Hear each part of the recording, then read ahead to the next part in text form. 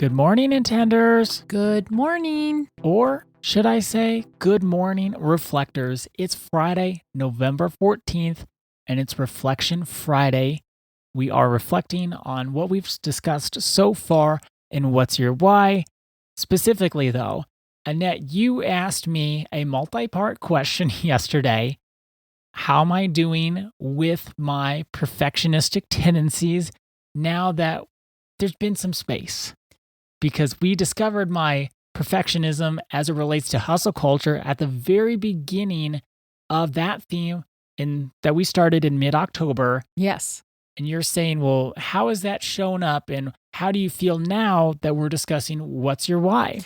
Right. Like, have you experienced a shift when we're shifting from proving to expressing?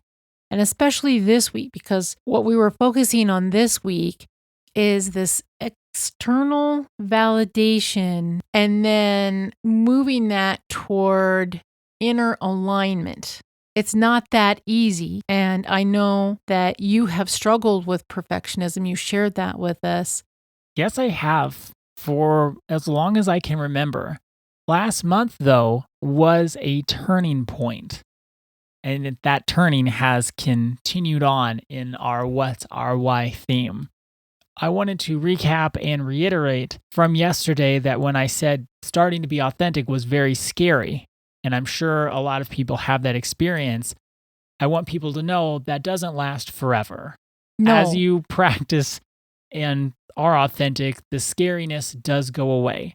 So give yourself some time if you feel that, oh my gosh, if I'm authentic, people won't love me, people will like me. Practice, try it out. People will surprise you.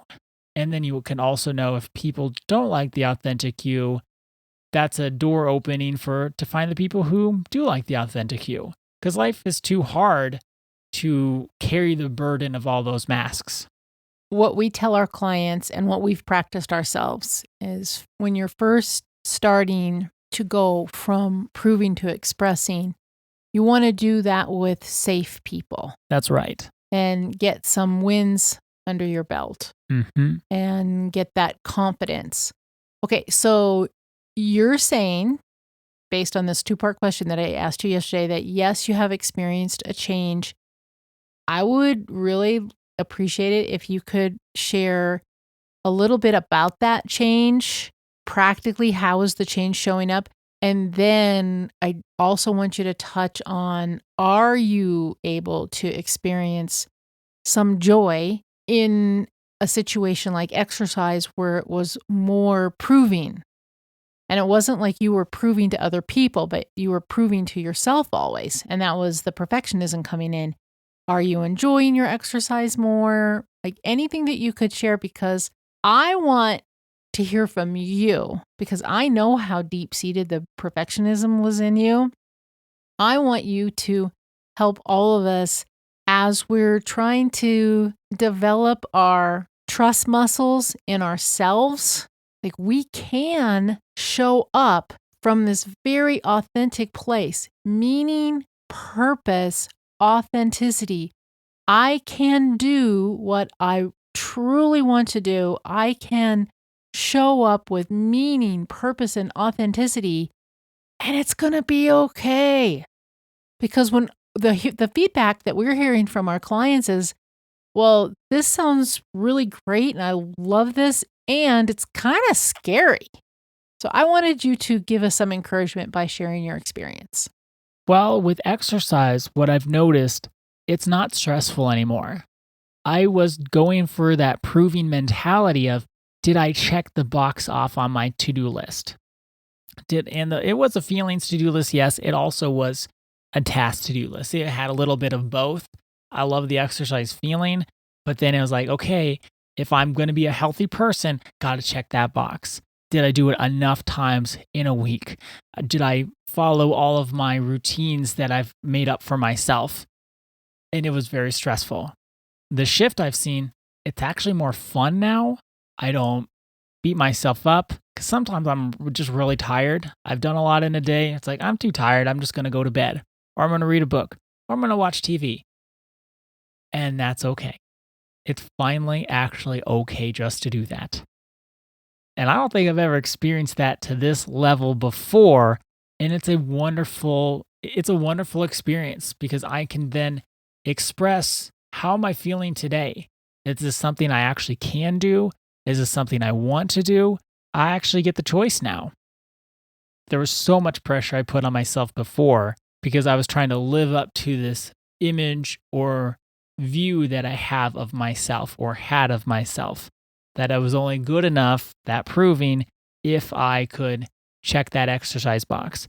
Another way I've seen we're continuing to drop that hustle culture mentality is actually in reading books. I used to get so stressed out because I would say, well, okay, I want to read this book, but is this something I can use in my life? Does this have some kind of life-changing value? Is it something I could use for work? Is it worth something to me?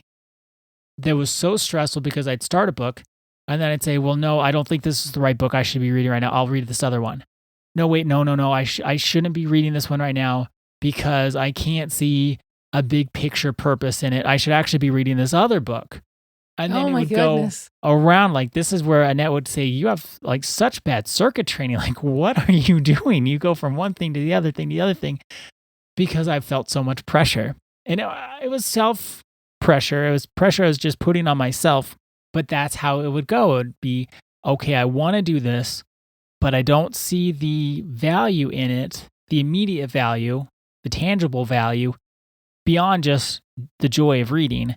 So then I'd have to keep on going around and around trying to find, like, what was that perfect book I should be reading rather than what's the book I actually just want to read. So in addition to the exercise field, even reading has become so much less stressful because I'm just reading the books I want to read, even if they don't have productive value.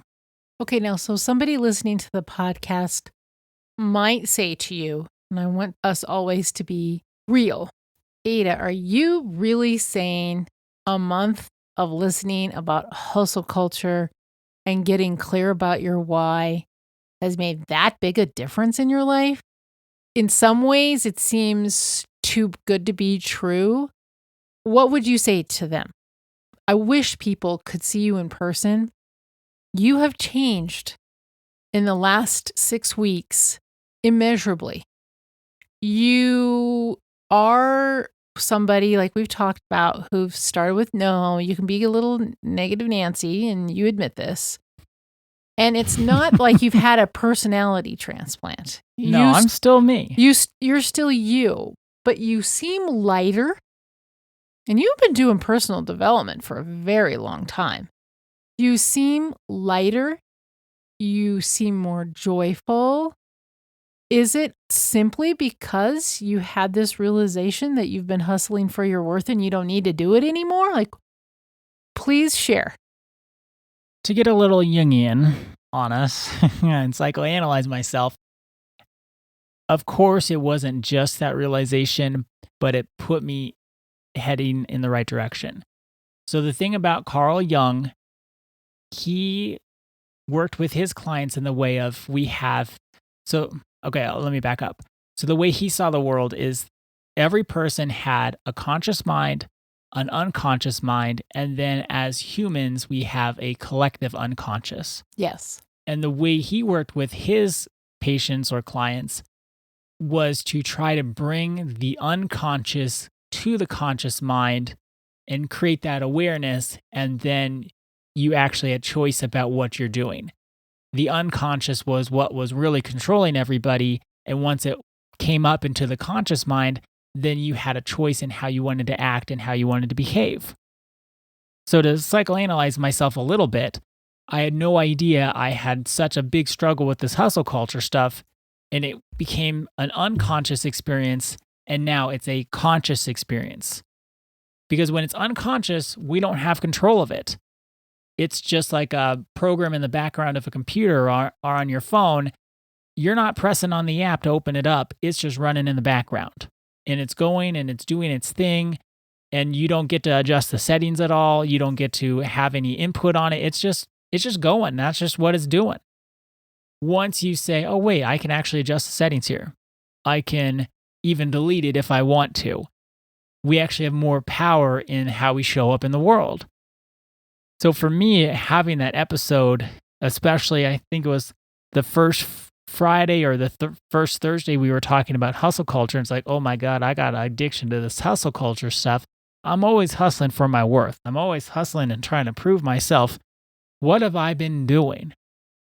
So I got that awareness, so that unconscious pattern and program was now brought into my awareness, into my conscious mind. So then it gave me power over it. And it gave me a choice in how I want to show up. And like I started this little tangent with, it wasn't the only thing, but once I had that awareness, then I got pointed in the right direction of, oh, this is what I need to work on. Before, when it was unconscious, I didn't even know it was a problem. This was just the way I was. This is just how I show up. I'm an anxious twit. And I just kind of spiral and circuit train, but I eventually get there. And once I feel everything's fine, I'll get there. And I would think that to myself, I'll get there. I'm not too worried about it. I'll get there. But then knowing, oh, this is because I'm continually trying to prove my worth. I'm hustling for approval. I'm hustling for this, that, and the other thing. Now that I know that, when I can sense that and see it in what I'm doing, I can have a choice of, do I actually want to do this? Do I have an authentic, meaningful, purposeful why? Or am I being inauthentic here? Thank you for sharing that.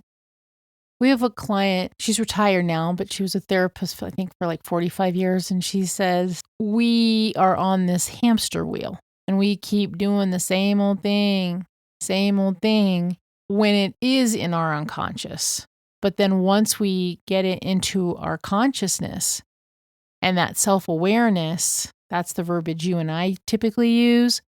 Once we get it into our consciousness and then can see what we're doing. I mentioned the client that she just is still with me the other day. She said, well, this is scary.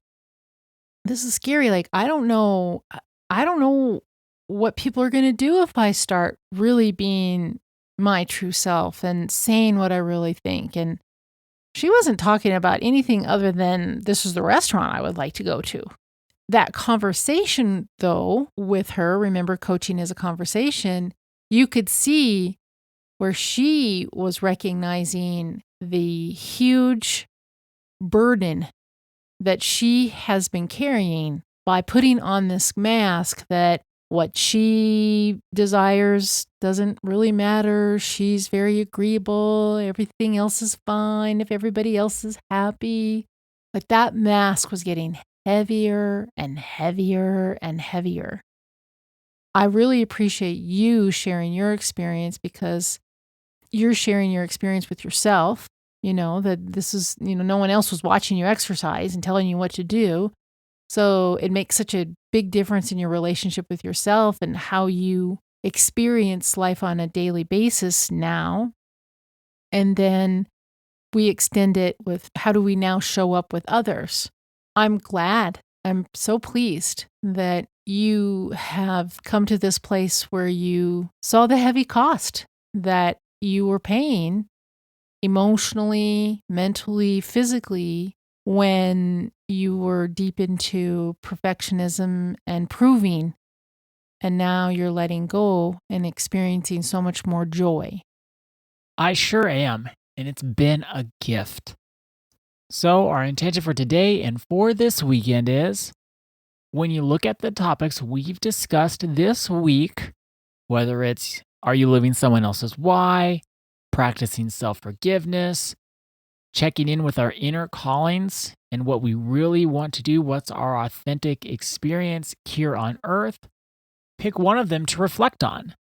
We're going to do this a little free form. We're not going to give you a hard question or something firm. Think of which one had the greatest impact on you, the one that's caught your attention. Reflect on that, because we know that the things that draw our attention, those are the things we need to work on most. Thank you so much for joining us today and this week. Our day is better because you are part of our day. See you Monday. See you then. I'm wanting something more, and I'm ready to begin.